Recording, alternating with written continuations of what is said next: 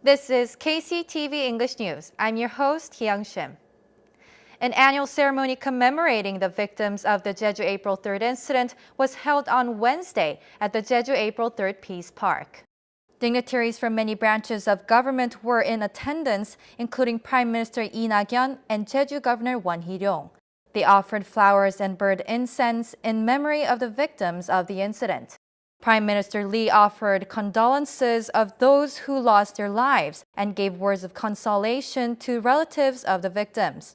He said that the government would do its best to exhume the bodies of the victims, adding that revealing the facts of the incident and restoring the reputations of the victims and their families would be a priority. The head of the Victims Committee, Song Seung-moon, addressing the government and National Assembly, stated that revision of the April 3rd special law needs to be passed as soon as possible. He pointed out that Seoul has made the April 3rd incident part of the national agenda, and victims have been anticipating the passing of the revised bill.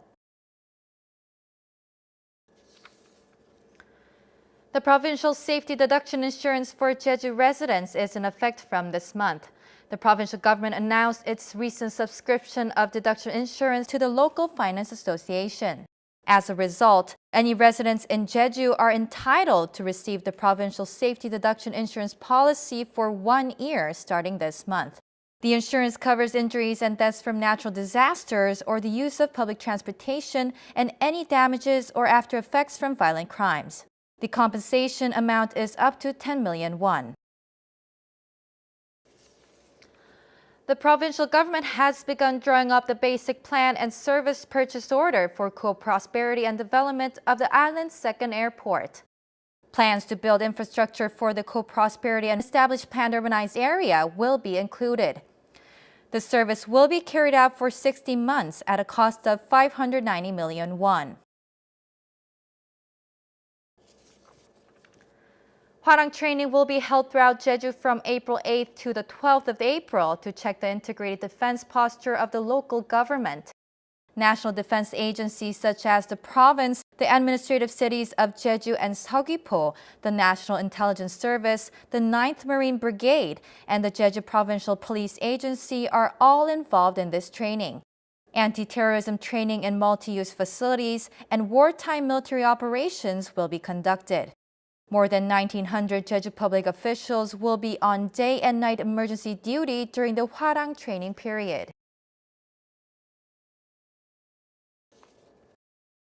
The Jeju Provincial Police Agency is offering amnesty from April to June. Drug dealers and occasional and habitual drug takers are subject to amnesty.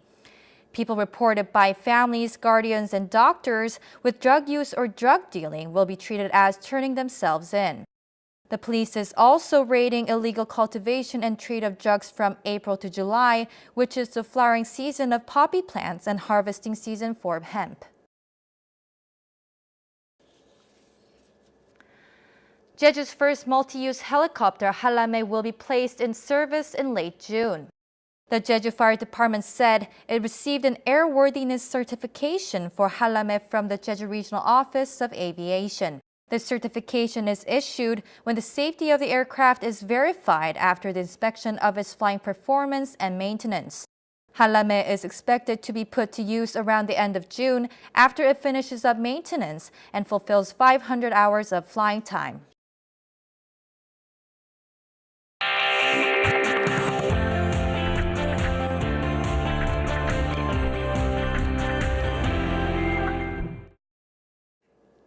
This week on Jeju A to Z, Todd Thacker profiles the Jeju April 3rd Peace Park in Bonggae-dong, Jeju City, a somber and beautiful area of the island dedicated to contemplation and education regarding this tragic time in Jeju history.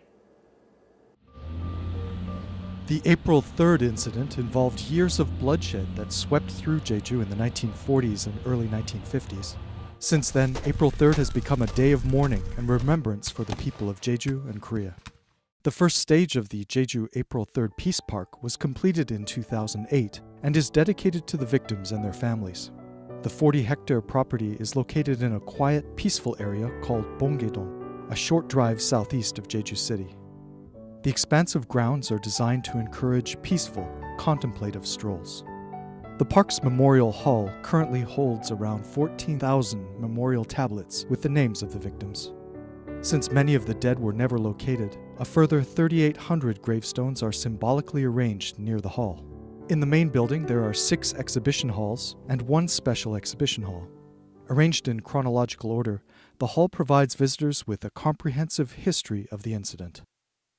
Every year on April 3rd, the victims and their families are commemorated at the park by dignitaries and the general public. As many of those directly affected by 4/3 have since passed away or are very aged, there is an added sense of urgency and importance to mark this solemn occasion. If you have the opportunity to come to Jeju or you live here full-time, please consider visiting the April 3rd Peace Park. You will get a deeper sense of the lives, struggles, and tragedies of the Jeju people. Todd Thacker, KCTV.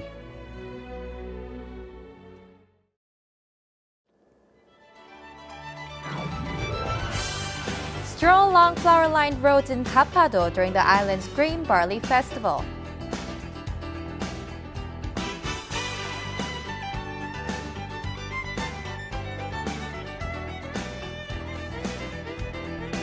Spring is here. It's time to experience the spring atmosphere of Jeju at the Canola Flower Festival.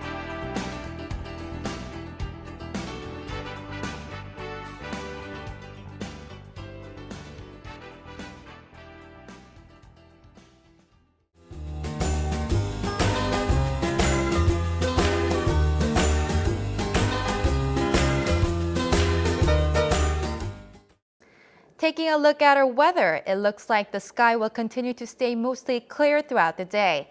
The morning will be colder than usual with a big temperature difference between day and night. For the details, here's your forecast. The morning low in Jeju City will be 7 and the afternoon high 17 degrees.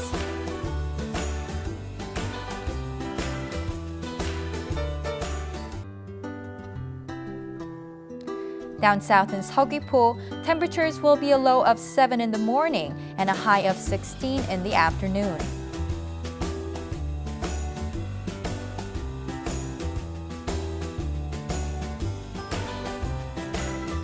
Over in Seongsan, we expect a low of 3 and an afternoon high of 17 degrees.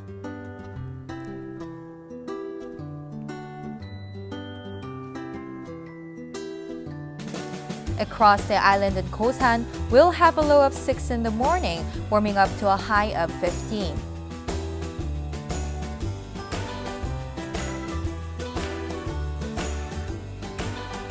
And up on the mountain at Seongpanak, the morning will hit a low of 2, climbing up to 13 degrees.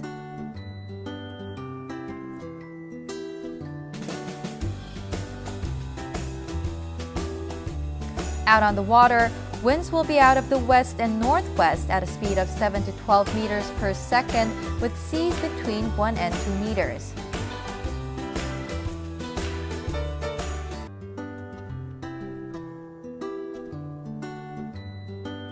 And here's what's coming up.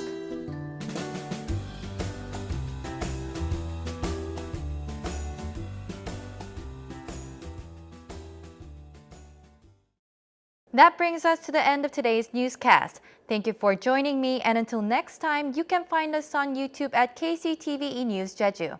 Take care.